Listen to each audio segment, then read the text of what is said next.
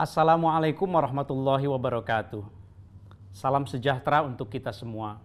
Salam, Om Swastiastu, Namo Buddhaya, salam kebajikan. Sahabat religi, sebagai bangsa yang masyarakatnya amat majemuk, kita sering menyaksikan adanya gesekan sosial akibat perbedaan cara pandang masalah keagamaan. Ini tak ayal dapat mengganggu suasana rukun dan damai yang kita idam-idamkan bersama. Di suatu waktu misalnya, ada umat beragama yang membenturkan pandangan keagamaannya dengan ritual budaya lokal seperti sedekah laut, festival kebudayaan, atau ritual budaya lainnya. Di waktu yang lain, kita disibukkan dengan penolakan pembangunan rumah ibadah di suatu daerah, meski syarat dan ketentuannya sudah tidak bermasalah. Karena umat mayoritas di daerah itu tidak menghendaki, masyarakat pun jadi berkelahi. Di waktu lainnya, kita disibukkan dengan sikap eksklusif menolak pemimpin urusan publik, gegara beda agama. Ini terjadi mulai dari tingkat pemilihan gubernur, bupati, wali kota, camat, RW, RT, hingga ketua OSIS. Kalau pemilihan presiden sih belum ada presidennya. Selain itu, ada lagi orang yang atas nama agama ingin mengganti ideologi negara, yang sudah menjadi kesepakatan bersama bangsa kita. Yang juga mengkhawatirkan, ada pula seruan atas nama jihad agama untuk mengkafirkan sesama, bahkan boleh membunuh, menghunus pedang, memenggal kepala, dan menghalalkan darahnya. Ini semuanya fakta yang kita hadapi, karena keragaman paham umat beragama di Indonesia memang amat tak terperi. Nyaris tak mungkin alias mustahil kita bisa menyatukan cara pandang keagamaan umat beragama di Indonesia. Sementara keragaman klaim kebenaran atas tafsir agama bisa memunculkan gesekan dan konflik. Lalu bagaimana kita menyikapinya? Membungkamnya jelas tidak mungkin, karena itu bagian dari kebebasan ekspresi beragama. Tapi membiarkan tanpa kendali keragaman pandangan yang ekstrim juga bisa membahayakan persatuan dan kesatuan. Apalagi ikhwal agama adalah hal yang teramat sensitif untuk disepelekan. Nah, Kementerian Agama sudah menawarkan sebuah solusi beragama jalan tengah yang disebut moderasi beragama. Jangan buru-buru menilai bahwa beragama jalan tengah berarti beragama setengah-setengah, liberal, dan tidak kafah. Sabar dulu ya, saya akan menjelaskannya pelan-pelan. Kita kupas terlebih dahulu secara bahasa. Moderat adalah sebuah kata sifat, turunan dari kata moderation, yang berarti tidak berlebih-lebihan atau sedang. Kata moderasi sendiri berasal dari bahasa Latin, moderatio, yang berarti kesedangan, tidak kelebihan, dan tidak kekurangan, alias seimbang. Dalam Kamus Besar Bahasa Indonesia, KBBI, kata moderasi didefinisikan sebagai pengurangan kekerasan atau penghindaran keekstriman. Maka, ketika kata moderasi disandingkan dengan kata beragama, menjadi moderasi beragama, istilah tersebut berarti merujuk pada sikap mengurangi kekerasan atau menghindari keekstriman dalam cara pandang, sikap, dan praktik beragama. Dalam bahasa Arab, padanan moderasi adalah wasat atau wasatiyah, yang berarti tengah-tengah. Kata ini mengandung makna i'tidal, adil, dan tawazun, berimbang. Orang yang menerapkan prinsip wasatiyah bisa disebut wasit. Kata wasit bahkan sudah diserap ke dalam bahasa Indonesia dengan 3 pengertian. Yaitu pertama, wasit berarti penengah atau perantara. Misalnya dalam perdagangan, dalam bisnis, dan lain-lain. Makna kedua adalah wasit berarti pelerai, pemisah, pendamai antara pihak-pihak yang berselisih.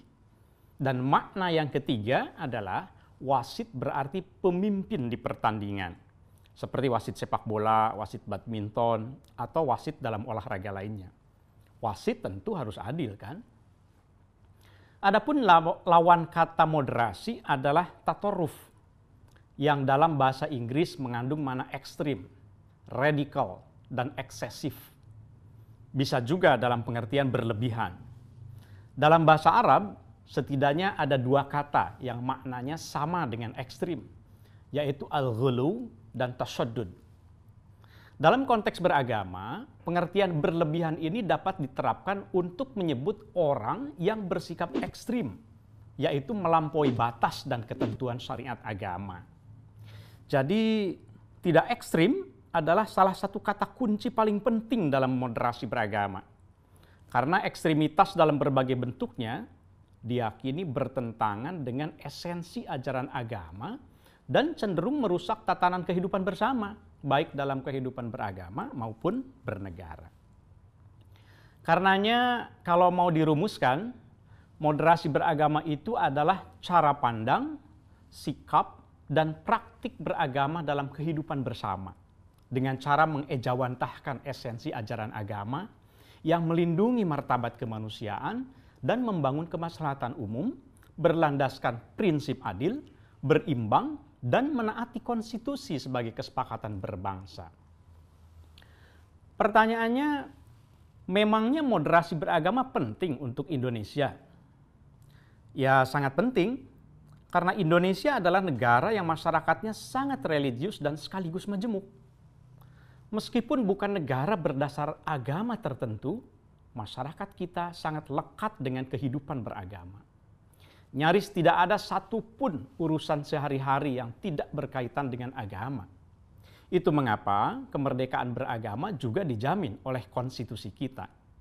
Nah, tugas kita adalah bagaimana menjaga keseimbangan antara kebebasan beragama itu dengan komitmen kebangsaan untuk menumbuhkan cinta tanah air. Mungkin ada yang bertanya, memangnya cara pandang, sikap, dan praktik beragama seperti apa yang dianggap ekstrim atau melebihi batas? Lihat saja, ada 3 ukuran yang bisa menjadi patokan. Pertama, dianggap ekstrim kalau atas nama agama seseorang melanggar nilai luhur dan harkat mulia kemanusiaan. Karena agama kan diturunkan untuk memuliakan manusia. 2, dianggap ekstrim kalau atas nama agama seseorang melanggar kesepakatan bersama yang dimaksudkan untuk kemaslahatan. Dan ketiga, dianggap ekstrim kalau atas nama agama seseorang kemudian melanggar hukum. Jadi orang yang atas nama menjalankan ajaran agamanya tapi melanggar ketiga batasan tadi itu bisa disebut ekstrim dan melebihi batas.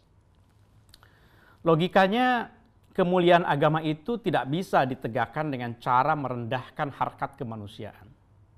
Nilai moral agama juga tidak bisa diwujudkan melalui cara yang bertentangan dengan tujuan kemaslahatan umum. Begitu pula esensi agama tidak akan bisa diajarkan dengan cara melanggar ketentuan-ketentuan hukum yang sudah disepakati bersama sebagai panduan kehidupan bermasyarakat dan bernegara.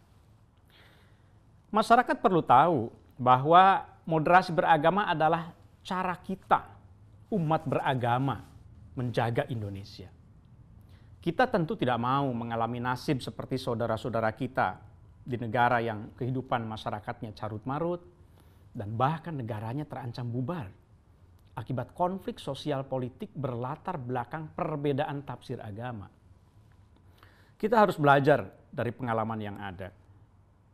Keragaman di bidang apapun memang pasti menimbulkan adanya perbedaan, apalagi yang terkait dengan agama. Dan harus diakui bahwa perbedaan itu, apalagi yang tajam dan ekstrim, dimanapun selalu memunculkan potensi konflik. Kalau tidak dikelola dengan baik, potensi konflik seperti ini bisa melahirkan sikap ekstrim dalam membela tafsir klaim kebenaran versi masing-masing kelompok yang berbeda. Padahal dalam hal tafsir agama, yang maha mengetahui kebenaran sejati kan hanya Tuhan belaka. Seringkali perbedaan yang diperebutkan itu sesungguhnya sebatas kebenaran tafsir agama yang dihasilkan oleh manusia. Bukan kebenaran esensial yang merupakan pokok agama itu sendiri yang dikehendaki oleh Tuhan yang Maha Kuasa. konflik yang berlatar belakang perbedaan klaim kebenaran tafsir agama, tentu daya rusaknya akan lebih dahsyat lagi. Karena agama itu amat berkaitan dengan relung emosi terdalam dan terjauh di dalam jiwa setiap manusia. Itulah mengapa moderasi beragama penting hadir di Indonesia. Ia bisa menjadi solusi untuk menciptakan kerukunan, harmoni sosial, sekaligus menjaga kebebasan dalam menjalankan kehidupan beragama, menghargai keragaman tafsir dan perbedaan pandangan, serta tidak terjebak pada ekstremisme, intoleransi, dan kekerasan atas nama agama.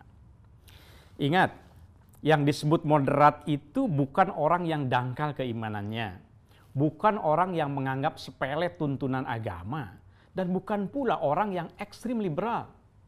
Orang yang moderat adalah mereka yang saleh, berpegang teguh pada nilai moral dan esensi ajaran agama, serta memiliki sikap cinta tanah air, toleran, anti kekerasan, dan ramah terhadap keragaman budaya lokal. Semangat moderasi beragama adalah untuk mencari titik temu dua kutub ekstrim dalam beragama. Di satu sisi, kan ada pemeluk agama yang ekstrim meyakini mutlak kebenaran satu tafsir teks agama, lalu menganggap sesat mereka yang memiliki tafsir yang berbeda dengannya. Di sisi lain, ada juga umat beragama yang ekstrim mengabaikan kesucian agama atau mengorbankan kepercayaan dasar ajaran agamanya atas nama toleransi kepada pemeluk agama lain. Kedua sikap ekstrim ini perlu dimoderasi. Dan harus diingat, moderasi beragama adalah tanggung jawab kita bersama. Moderasi beragama tidak mungkin berhasil menciptakan kerukunan kalau hanya dilakukan oleh perorangan atau institusi tertentu saja seperti Kementerian Agama. Kita perlu bekerja sama dan saling bergandengan tangan, mulai dari masyarakat luas, pegiat pendidikan, ormas keagamaan, media, para politisi, dunia birokrasi, dan aparatur sipil negara. Alhasil, moderasi beragama itu sesungguhnya adalah jati diri kita sendiri, jati diri bangsa Indonesia. Kita adalah negeri yang sangat agamis, umat beragama kita amat santun, toleran, dan terbiasa bergaul dengan berbagai latar keragaman etnis, suku, dan keragaman budaya. Toleransi ini pekerjaan rumah atau PR kita bersama. Karena kalau intoleransi dan ekstremisme dibiarkan tumbuh berkembang, cepat atau lambat keduanya akan merusak sendi-sendi keindonesiaan kita. Itulah mengapa moderasi beragama menjadi sangat penting dijadikan sebagai cara pandang, sikap, dan perilaku dalam beragama dan bernegara.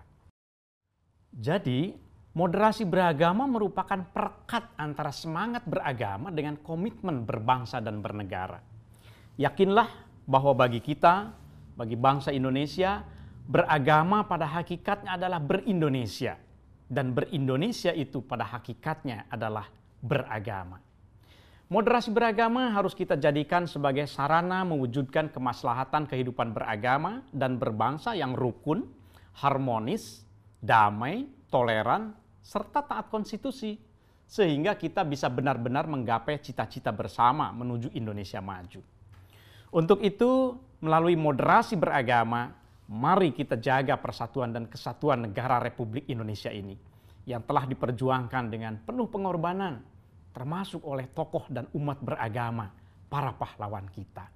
Terima kasih. Assalamualaikum warahmatullahi wabarakatuh.